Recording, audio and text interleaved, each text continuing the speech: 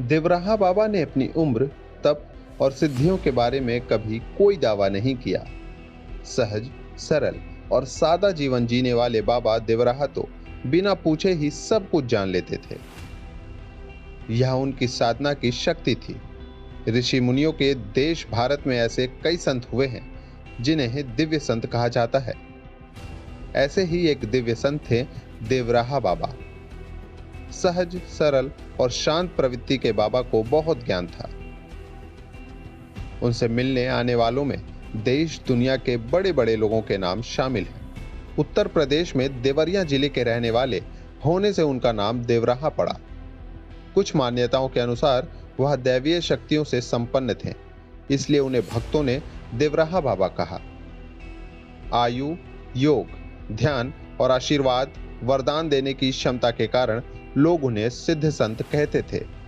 उनके अनुयायियों का मानना है कि वह 250 से 500 वर्षों तक रहे।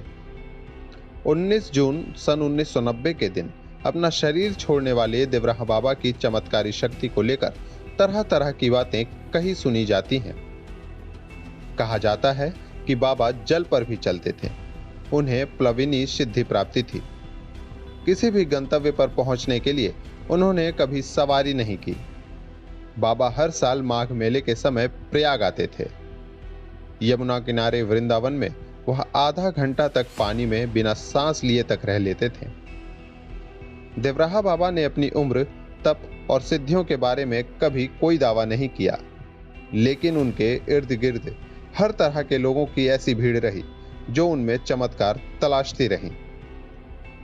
देश में आपातकाल के बाद चुनाव हुए तो इंदिरा गांधी हार गईं।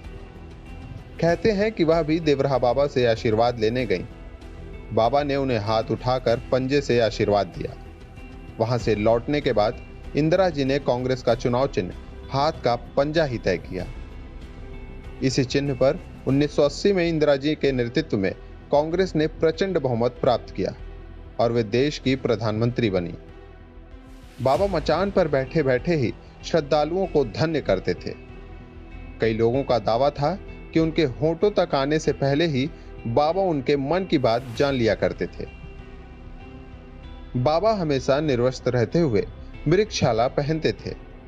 बाबा के दर्शन के लिए मईल आश्रम पर 1911 में जॉर्ज पंचम दर्शन के लिए भारत आए थे। देश के महान विभूति डॉक्टर राजेंद्र प्रसाद, मदन मोहन मालवीय, इंदिरा गांधी, अटल बिहारी वाजपेयी, मुलायम सिंह यादव, वीर बहादुर सिंह, विंध्येश्वरी दुबे, जगन्नाथ मिश्रा आदि नेताओं सहित प्रशासनिक अधिकारी बाबा का आशीर्वाद लेते थे। सन 1911 में जॉर्ज पंचम भारत आए तो देवरिया जिले के मैल गांव में बाबा के आश्रम पहुंचे।